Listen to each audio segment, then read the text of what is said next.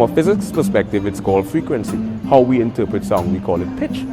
Now, why are we hearing octaves? Octave is quite a phenomenon. It turns out that